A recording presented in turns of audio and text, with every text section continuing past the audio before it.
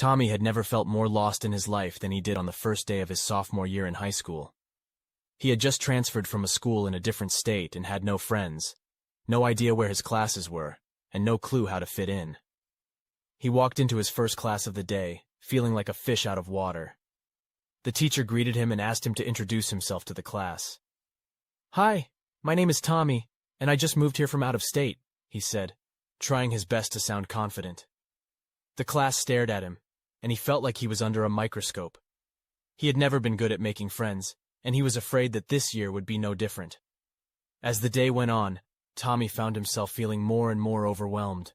He had trouble finding his classes, he didn't know anyone in the cafeteria, and he couldn't shake the feeling that he didn't belong. When he got home that day, he felt like giving up. He didn't want to go back to school the next day, and he didn't see how he could make things better.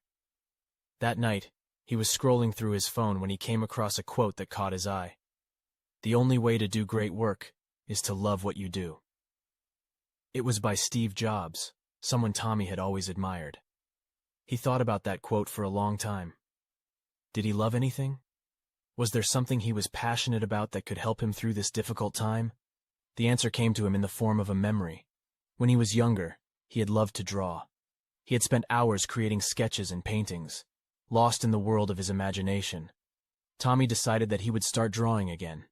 He went to the store and bought a sketchbook and some pencils, and he spent the next few days immersed in his art. At first, he was hesitant to show anyone his drawings. He was afraid of being judged, of not being good enough. But he kept at it, drawing every day and improving his skills. Slowly but surely, he began to feel more confident. He started showing his sketches to his classmates, and to his surprise, they were impressed. Some of them even asked him to draw things for them.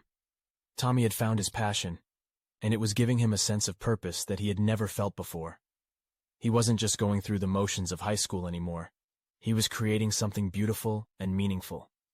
As he continued to draw, he began to notice other areas of his life improving as well.